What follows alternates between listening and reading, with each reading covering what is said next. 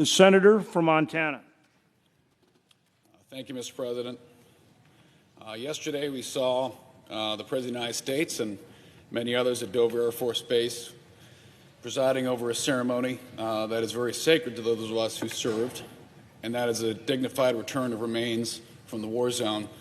And that process happens beginning in the war zone through Dover to the hometown of our fallen heroes.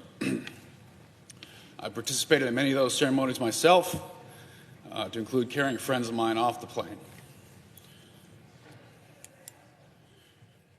One of those is on this bracelet. He was cut in half by an Iranian EFP. This regime that we are fighting does not care about our partisan politics.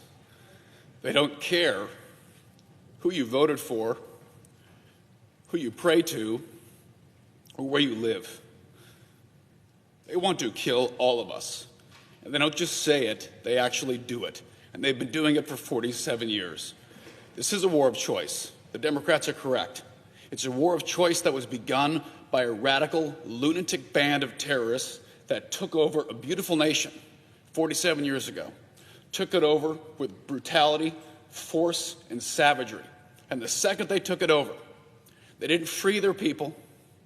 They didn't unleash the largest oil reserves in the world to build schools and bridges. They took it over to murder their own people and to spread their disgusting ideology across the world, and that is exactly what they have been doing. They don't just say it and talk about it. You don't have to believe what they say. You can simply watch what they've done. They have attacked families, women, children, innocent people. They don't just attack them and kill them. They rape them. They skin them alive on camera. They celebrate it. They honor those people who do disgusting things that we would put in jail for the rest of their lives in this country. And they do it for fun, and they pay them money to do it, and they're heroes to that nation. They've done it to friends of mine. They've done it to families who've been in this chamber. And the fact that we sit here and listen to elected officials of this country defend these lunatics who want us all dead. They want all of you dead. They want all of us dead. They don't want us to disappear with the snap of a finger. They want us to be raped, burned alive, and cut into pieces. Watch the video from October 7th. That's what they want to happen from Maine to San Diego, from Seattle to Miami. They want this country turned into a burning husk of its former self. And you don't have to theorize that. That's what they do. From the 1983 barracks bombing, where 280 Marines were vaporized in a morning, from USS Cole to the Achille Laurel to every terrorist attack, from the Houthis, Hezbollah, Hamas. These are not humanitarian freedom organizations.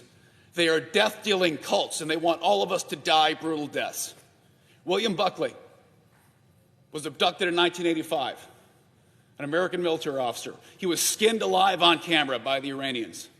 American prisoners of war who were captured.